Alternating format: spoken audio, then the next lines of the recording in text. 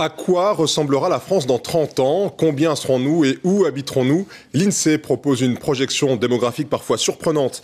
Alors selon cette étude, nous serons 10 millions de plus et les migrations interrégionales favoriseront le Sud, mais aussi la Bretagne et la Loire. Quant au Limousin et à l'Auvergne, elles regagneront des habitants. Sylvie Pinatel avec Charlotte Marie. La France est féconde et selon l'INSEE, nous serons 73 millions dans 30 ans, c'est plus que prévu. Et c'est surtout mieux réparti à travers le territoire. Bienvenue dans l'ouest de la France, Bretagne, Pays de Loire et Aquitaine vont afficher les taux de croissance les plus forts, autour de 25%, et se rapprocher ainsi du leader, le Languedoc-Roussillon, à 28%. Et cette démographie est en hausse dans ces régions, car l'ouest de la France attire et va attirer de plus en plus de monde.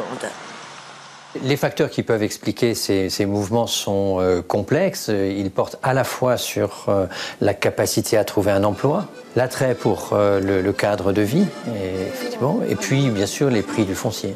Ce sont désormais ces mouvements de population entre régions qui vont compter plus que la croissance démographique. Et dans les régions du Nord et de l'Est, ces migrations ne seront pas suffisantes. La Champagne-Ardenne verra même sa population décroître.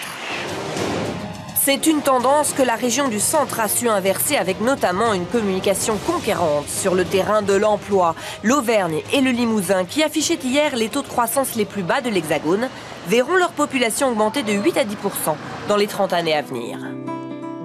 Et c'est notamment pour cette raison que selon l'INSEE, ce n'est plus le Limousin mais la Corse qui pourrait devenir la région la plus âgée de France, avec un âge moyen proche de 50 ans.